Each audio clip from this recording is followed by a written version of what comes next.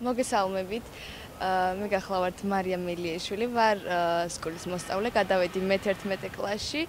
სკოლის პარალელურად ვცეკვავ მღერი, თუმცა ამჟამად უფრო მეტ ყურადღებას მაინც სწავლას ვანიჭებ, რადგან ვარ დამამთავრებელ კლასში და ჯერჯერობით ყველაზე მნიშვნელოვანი ჩემთვის სწავლაა. მარიამ, რომელ ანსამბლში მღერი? მღერი ანსამბლ ზედაზენში. ეს ანსამბლი შექმნილია დაახლოებით 2 წელია, თუმცა სახელწოდება ბოლო პერიოდში დავარქვით. ანსამბლის წევრები გახლავთ ირაკლი ივანიშვილი, საბა ივანიშვილი, ნოე გაბაშვილი, სოსო ცაგარეიშვილი, გოდერძი მუზაშვილი და ანსამბლის სოლისტი ვარ მე. რამდენი ხანია რაც შენი სიმღერები იტვირთება YouTube-ზე? ჩემი ვიდეოები დაიდო დაახლოებით 1 წლის წინ.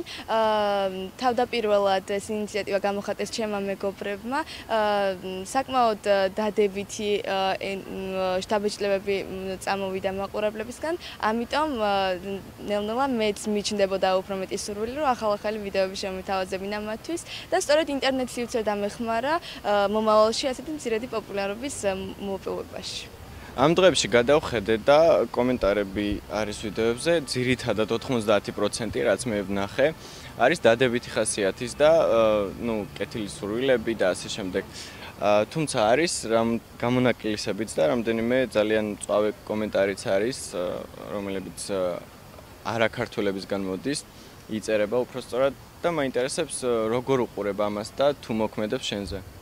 იყო დრო, როდესაც ამ ყველაფერს ყურადღებას ვაქცევდი, თუმცა დავფიქრდი და რადგან უმეტესობა კომენტარებისა უფრო მეტად დადებითია, ამით მე ბედნიერი ვარ.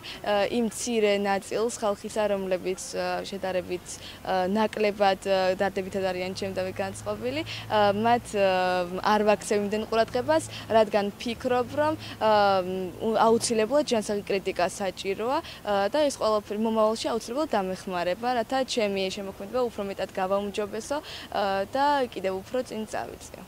მარიამ, რა ასაკიდან მღერი?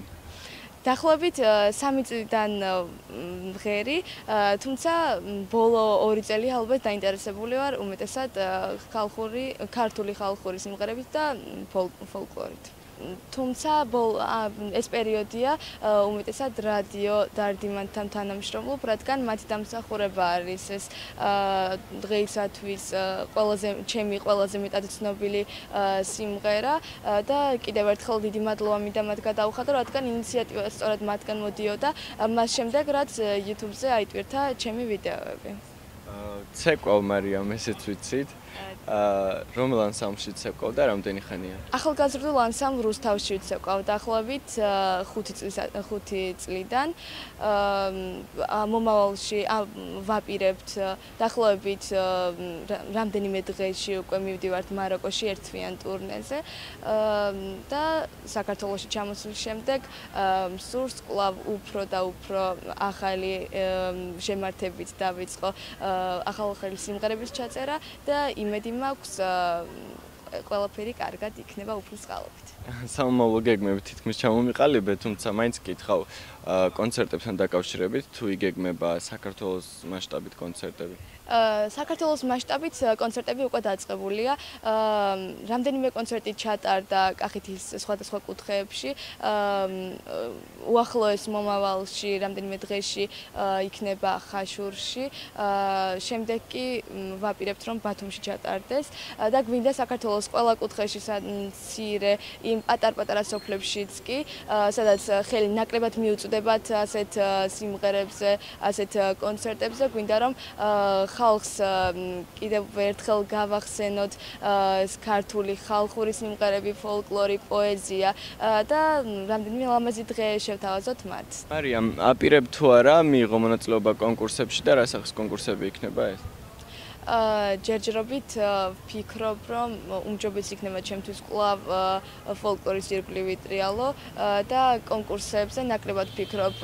ეს ალბათ ერთი პირველი მიზეზი ის არის, რომ სკოლაში ან უმეტესად სწავლაზე ვარ გადართული. რა თქმა უნდა, ჩემთვის ძალიან მნიშვნელოვანია ეს ცეკვაც, სიმღერაც და მნიშვნელოვანი იქნება ყოველთვის.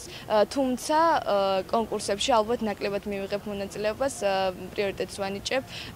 კვლავ ახალ-ახალი სიმღერები ჩავწერო და ამით ნელ-ნელა უფრო წინ წავიწიო შემოქმედების მხრივ. წარმატებებს გისურვებთ, მარიამ. მადლობა თქვენს ასევე.